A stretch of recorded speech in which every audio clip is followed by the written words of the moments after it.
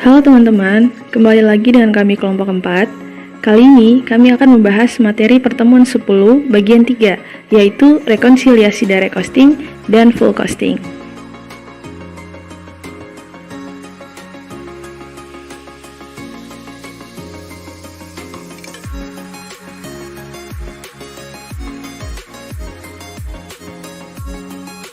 Sebelum masuk ke perhitungan rekonsiliasinya, kita perlu tahu nih, kenapa rekonsiliasi itu perlu, dan kenapa sih ada rekonsiliasi? Rekonsiliasi itu ada karena perbedaan pembebanan fixed FOH antara metode full costing dan direct costing. Maka, operating income yang dihasilkan oleh kedua metode tersebut itu akan berbeda. Fixed FOH pada full costing itu dibebankan kepada inventory, sedangkan fixed FOH pada direct costing akan menjadi expense.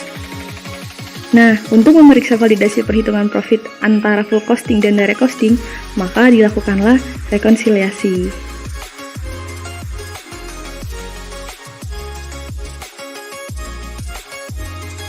Nah, untuk lebih jelas lagi mengenai perhitungan rekonsiliasi, maka kita akan masuk di sebuah ilustrasi KST Company. Berikut adalah data-data yang ada di KST Company.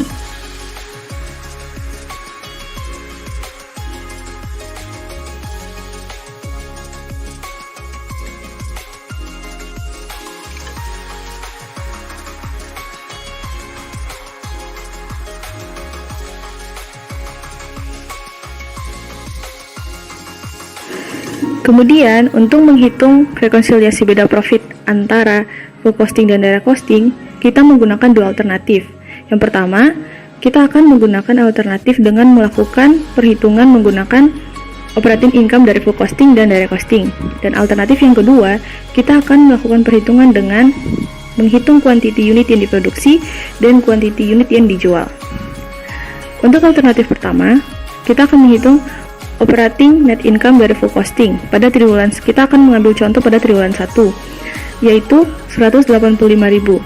185.000 ini didapat dari sales, yaitu 2 juta, dikurangi dengan adjusted COGS.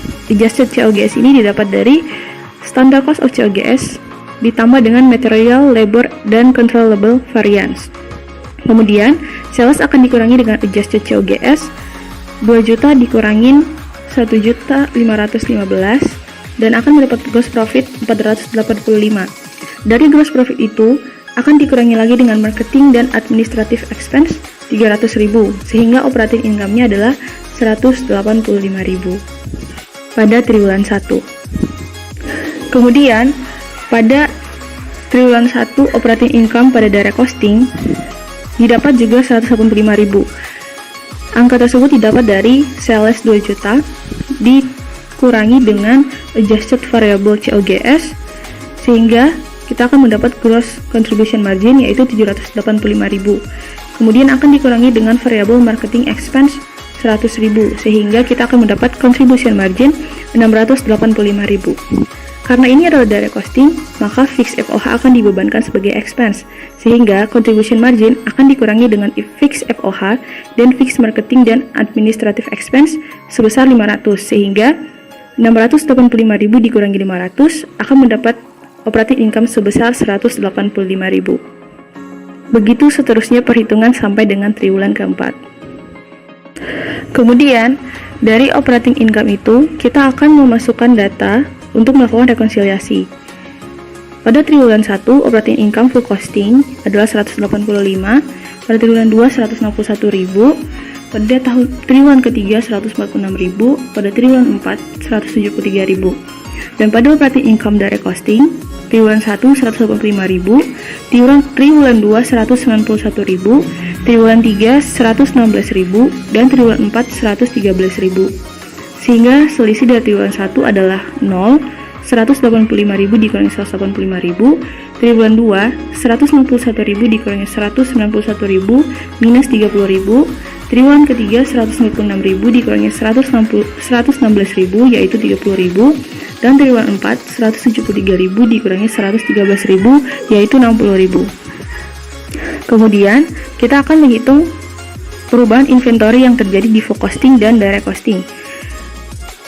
Data inventory ini diambil dari data-data yang sudah disiapkan oleh KST Company. Triwulan 1 selisihnya 0, triwulan 2 terjadi penurunan inventory sebesar 150.000, pada triwulan 3 terjadi kenaikan inventory sebesar 150.000, dan pada triwulan 4 terjadi kenaikan sebesar 300.000 pada inventory full costing. Sedangkan untuk perubahan inventory pada direct costing, pada triwulan pertama sebesar 0, triwulan kedua terjadi penurunan sebesar 120.000, triwulan ketiga mengalami kenaikan 120.000, dan triwulan 4 mengalami kenaikan 240.000. Sehingga untuk selisih triwulan 1 adalah 0, selisih triwulan 2 terjadi penurunan 30.000, dan triwulan ketiga kenaikan 30.000, dan triwulan 4 mengalami kenaikan 60.000.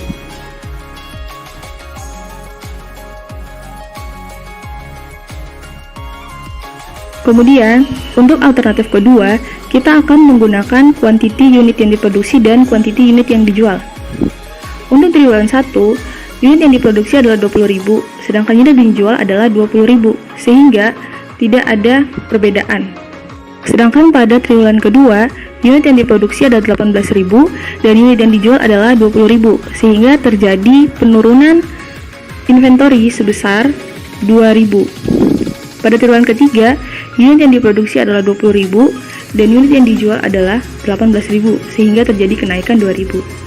Pada triwulan 4, unit yang diproduksi adalah 22.000 dan unit yang dijual adalah 18.000, sehingga terjadi kenaikan 4.000. Kemudian, selisih dari unit produksi dan unit sold akan dikali dengan fixed FOH rate full costing, yaitu $15.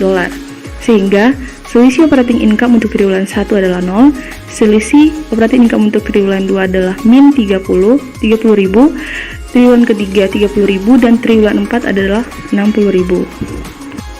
Dari perhitungan rekonsiliasi dari alternatif 1 dan alternatif 2 ini, bisa disimpulkan bahwa rekonsiliasi ini akan memberikan dampak terhadap laba, yaitu jika kuantiti yang diproduksi sama dengan kuantiti yang dijual, maka inventory tidak akan berubah, sehingga laba di full costing akan sama dengan laba di direct costing.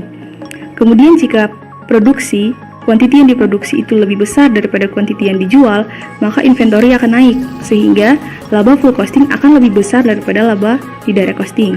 Kemudian, jika kuantiti unit yang diproduksi lebih kecil daripada unit kuantiti yang dijual, maka inventory akan menjadi turun, sehingga laba full costing akan menjadi lebih kecil daripada laba direct costing. Sekian pembahasan dari kelompok kami mengenai rekonsiliasi full costing dan direct costing. Semoga apa yang kami bagi ini boleh bermanfaat bagi kita semua. Terima kasih.